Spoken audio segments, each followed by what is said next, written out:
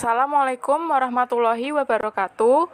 Pada kesempatan kali ini, saya Nadia Sekar Maharani dan juga teman saya Farah Fadilah Huda akan mempresentasikan mengenai materi fonetik. Nah, apa itu fonetik? Fonetik adalah bidang linguistik yang mempelajari bunyi bahasa tanpa memperhatikan apakah bunyi tersebut mempunyai fungsi sebagai pembeda makna atau tidak. Istilah fonetik secara umum didefinisikan sebagai suatu kajian ilmiah tentang bunyi-bunyi suatu bahasa. Dengan demikian, kajian ini merupakan cabang dari kajian linguistik seperti halnya morfologi, sintaksis, dan semantik. Secara khusus, fonetik mengkaji komponen-komponen bunyi atau fonik suatu bahasa, lebih khusus lagi kajian dari aspek fisik, pengujaran, penyampaian ujaran, dan penerimaan bunyi. Dan dari aspek fungsional, yaitu peran yang dimainkan oleh bunyi-bunyi ujaran pada suatu bahasa tertentu atau fonologi. Selanjutnya yaitu ada macam-macam fonetik. Yang pertama adalah fonetik artikulatoris, yang kedua adalah fonetik akustik, dan yang ketiga adalah fonetik auditoris. Yang pertama adalah fonetik artikulatoris. Fonetik artikulatoris disebut juga dengan fonetik organis atau fonetik fisiologis, adalah untuk mempelajari bagaimana mekanisme alat-alat bicara manusia bekerja dalam menghasilkan bunyi bahasa, serta bagaimana bunyi-bunyi itu diklasifikasikan. Fonetik artikulatoris adalah cabang fonetik deskriptif yang menganalisis mekanisme cara menghasilkan bunyi-bunyi bahasa pada manusia, mulai dari kajian tentang anatomi sistem organ bicara seperti lidah, langit-langit, dan gigi pada saat menghasilkan bunyi ujaran.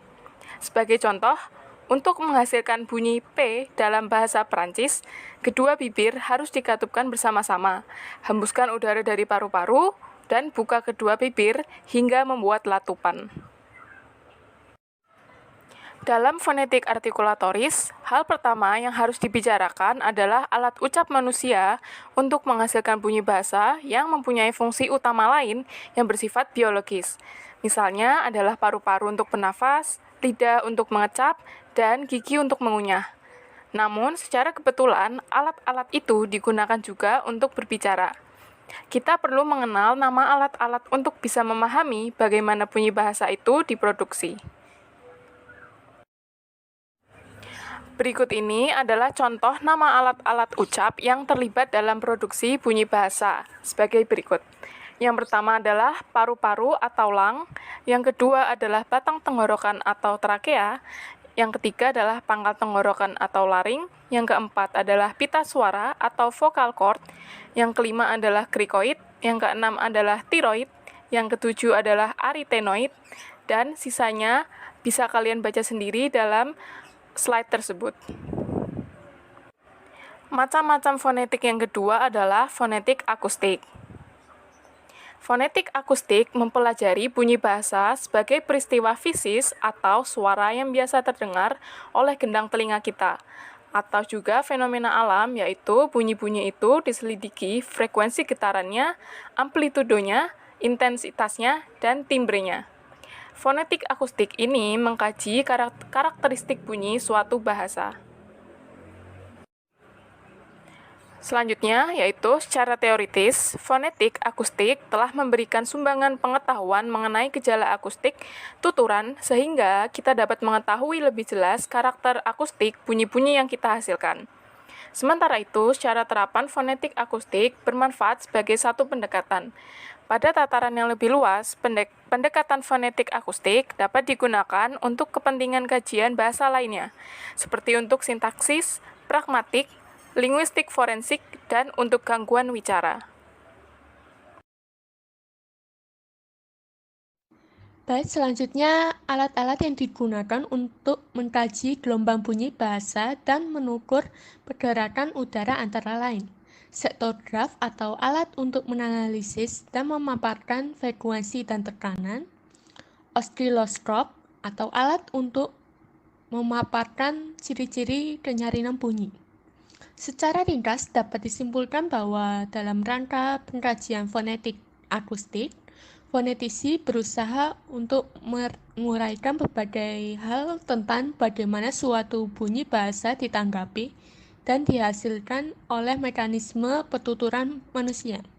Bagaimana pergerakan bunyi-bunyi bahasa itu dalam ruang udara, yang seterusnya bisa merangsang proses pendengaran manusia.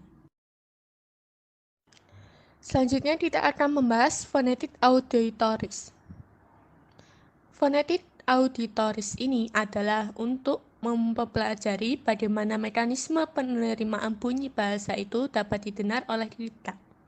Fonetik ini banyak dijelaskan dalam linguistik karena keahlian ini lebih dituntut di keahlian ilmu kedokteran, sehingga sedikit sekali buku-buku mengenai linguistik yang membahas tentang fonetik auditoris. Lanjut ke unsur supramental. Unsur supramental adalah hubungan dengan segmen bunyi atau fonem yang tidak dapat membentuk kata tapi dapat membedakan makna. Unsur supramental ini juga disebut brodosi. Unsur-unsur supramental ada 4, antara lain 1. Tekanan atau stres, 2. Nada atau pitch, 3. Jeda atau persendian, 4. Silabel.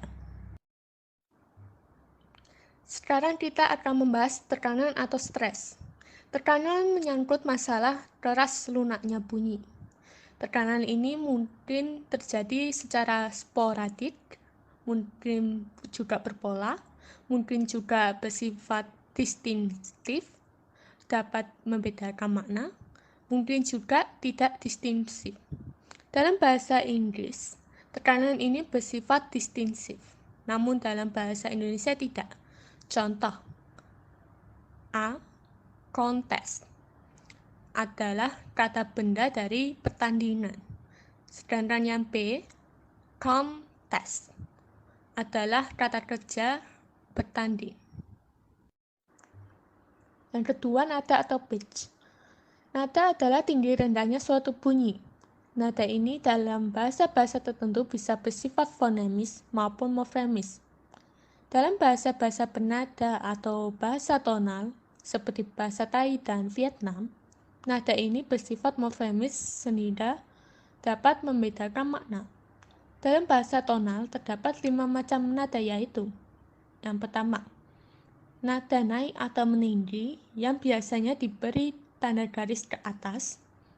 Yang kedua, nada datar yang biasanya diberi tanda garis lurus mendatar. Yang ketiga, nada turun atau merendah, biasanya diberi tanda garis menurun. Yang keempat, nada turun naik, yakni nada yang merendah lalu meninggi, biasanya diberi tanda seperti di layar. Yang kelima, nada naik turun, yaitu nada yang meninggi lalu merendah, biasanya ditandai seperti di layar. Nada yang menyertai bunyi segmental di dalam kalimat disebut intonasi, yang dapat dibedakan menjadi 4 macam, yaitu: A. Nada yang paling tinggi diberi tanda dengan angka 4. B. Nada tinggi diberi tanda dengan angka 3. C. Nada sedang atau biasa diberi tanda dengan angka 2. D. Nada rendah diberi tanda dengan angka 1. Yang ketiga, jeda atau persendian. Jeda atau persendian adalah hentian bunyi dalam arus ujar.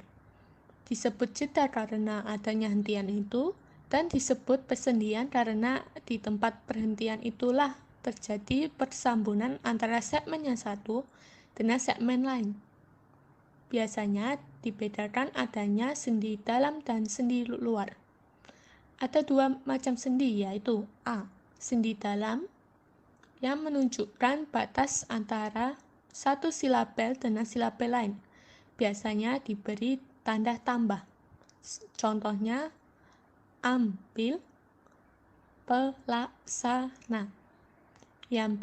Sendi luar menunjukkan batas yang lebih besar dari segmen silabel, biasanya dibedakan seperti jeda antar kata yang dilambangkan garis miring, jeda antar frase yang dilambangkan garis miring ganda, jeda antar kalimat dalam wacana yang dilambangkan silan ganda atau tanda pagar. Contoh seperti yang dapat dilihat di layar. Jeda antar kalimat dalam wacana yang dilambangkan oleh silan ganda atau pagar terdapat di awal kalimat, yaitu buku, dan baru, yang menjadi akhir kalimat. Lalu jeda antar frase yang diletakkan setelah kata buku karena memberi jeda antara buku yang kalimat, maksud saya kata, dan sejarah baru yang merupakan frase. Lalu jeda antar kata yang dilambangkan garis miring yang memisahkan antara sejarah dengan baru. Yang keempat, silabel. Silabel atau suku kata adalah satuan ritmis terkecil dalam suatu arus ujaran atau runtutan bunyi ujaran. Bunyi yang paling banyak menggunakan ruang resonansi adalah bunyi vokal. Karena itu, yang dapat disebut bunyi silabis atau puncak silabis adalah bunyi vokal. Contohnya, kata dan yang terdiri dari bunyi D, A, N. Bunyi D dan N merupakan bunyi konsonan, sedangkan bunyi A merupakan bunyi vokal yang berarti bunyi A menjadi puncak silabis. Bunyi vokal memang mungkin menjadi puncak silabis atau puncak penyarinan dalam sebuah silabel. Namun, dalam satuan ritmis tertentu, sebuah konsonan mempunyai kemungkinan untuk menjadi puncak silabis. Contohnya dalam bahasa Indonesia. Kata kelapa terdiri dari 6 bunyi, yaitu K, E, L, A, P, A, yang dibagi menjadi 3 buah silabel. Ke, la, pa. Namun, kelapa sering dilafalkan kelapa, sehingga silabel pertama hanya berupa satu konsonan, yaitu K. Contohnya dalam bahasa Inggris, bottle dilafalkan bottle dengan 2 silabel, yaitu bot dan l. Sekian presentasi dari kami. Jika ada kesalahan maupun kekurangan, kami mohon maaf. Terima kasih atas perhatiannya. Wassalamualaikum warahmatullahi wabarakatuh.